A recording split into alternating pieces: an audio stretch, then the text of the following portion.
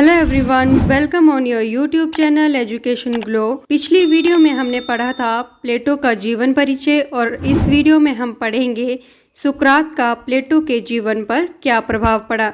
तो चलिए वीडियो को शुरू करते हैं। सुकरात का प्लेटो के जीवन पर प्रभाव। प्लेटो की रचनाओं में सुकरात का वर्णन अधिक मिलता है। इससे यह स्पष्ट होता है कि प्लेटो अपने गुरु के विचारों से बहुत प्रभावित थे। जिन विचारों को प्लेटो ने अपने जीवन में उतारा तथा उन विचारों के माध्यम से उन्होंने अपने गुरु की छवि को दर्शाया तथा लोगों तक अपने विचार पहुंचाए, कई बार यह स्पष्ट नहीं होता है कि यह विचार वास्तव में प्लेटो के हैं या सुकरात के। मैक्सी कहते हैं, प्लेटो के विचार अपने समय के चिंतन के सभी पक्षों को छूट है और वे यूनान के ज्ञान और संस्कृत का प्रभावशाली निष्कर्ष प्रस्तुत करते हैं। प्लेटो जब सुकरात के संपर्क में आया तो उसकी आयु लगभग 20 वर्ष की थी। प्लेटो को अन्य चीजों ने भी प्रभावित किया, परंतु प्लेटो के जीवन पर सुकरात का अधिक प्रभाव पड़ा। सुकरात के विचारों ने ही नहीं बल्कि उसकी मृत्यु ने भी प्लेटो का जीवन और उसका राजनीतिक दर्शन प्रभावित किया। सुकरात के विचारों के आधार पर ही प्लेटो ने ज्ञान को सर्वोच्च प्राथमिकता दी।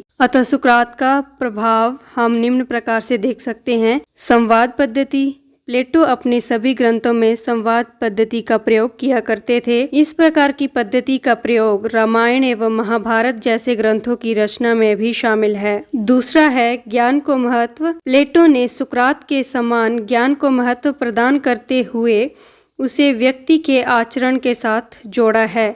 सुकरात के समान ही प्लेटो भी सद्गुण ही ज्ञान है को स्वीकार करते हैं। तीसरा है सद्गुण क्या है। जिस प्रकार से प्लेटो ने सुकरात के समान ज्ञान को महत्व दिया, उसी प्रकार से अज्ञान को बुराइयों की जड़ मानते हुए सद्गुण पर बल दिया है। प्लेटो के अनुसार प्रत्येक व्यक्ति में विवेक, साहस और मानवीय इच्छाएं होती हैं, लेकिन ज्ञानवान व्यक्ति वही है जो अपने अंदर के सही गुणों को उजागर करता है। फर्स्ट पॉइंट है यथार्थ का सिद्धांत। प्लेटो सुकरात की इस बात से भी सहमत हैं कि जो कुछ भी हम देखते हैं और इंद्रियों के माध्यम से महसूस करते हैं, वास्तव में वही यथार्थ या सत्य नहीं है, बल्कि यथार्थ और सत्य तो उस वस्तु के विचार में है। फिफ्थ पॉइंट है प्रजातंत्र का विरोध। यूनान के नगर राज्यों में प्लेटो के समय जो जनतंत्र लागू था, जिसके अंतर्गत लॉटरी के माध्यम से शासक वर्ग को चुना जाता था और उसमें सभी नागरिक समान रूप से भाग लेते थे।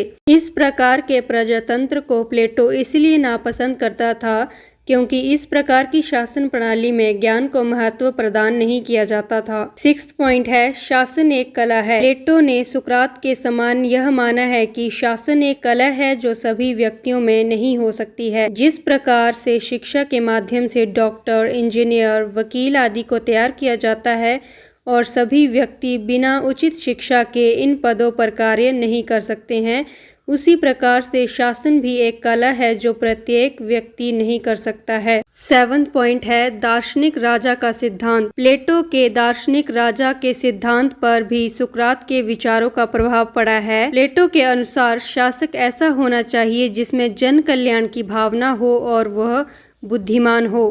प्लेटो का दार्शनिक राजा भी बुद्धिमान है और उसका विवेक भी विकसित है। एट्थ पॉइंट है एथेंस के प्रति भावना। प्लेटो का विश्वास साम्राज्य स्थापना में नहीं था, उसके अंदर एथेंस के प्रति भावनाएं थी जो सुकरात में भी थी। सुकरात भी एथेंस के लिए अपने दायित्व निभाए और वह एथेंस को समृद्ध एवं शक्तिशाली देखना चाहता था। इसी प्रकार से प्लेटो का भी संपूर्ण दर्शन भी एथेंस और एथेंस वासियों के लिए था। निष्कर्ष अंत में कहा जा सकता है कि प्लेटो अपने राजनीतिक दर्शन के लिए अन्य तत्वों से अतिरिक्त सुकरात से सबसे अधिक प्रभावित हुआ। प्लेटो को दार्शनिक बनाने में सुकरात के जीवन, उसके विचारों और उसकी मृत्यु ने महत्वपूर्ण भूमिका निभाई। आई होप आपके लिए वीडियो हेल्पफुल रही होगी। ऐसी ही वीडियोस के लिए अपनी यूट्यूब चैनल एजुकेशन ग्लो को सब्सक्राइब कीजिए। Thanks for watching.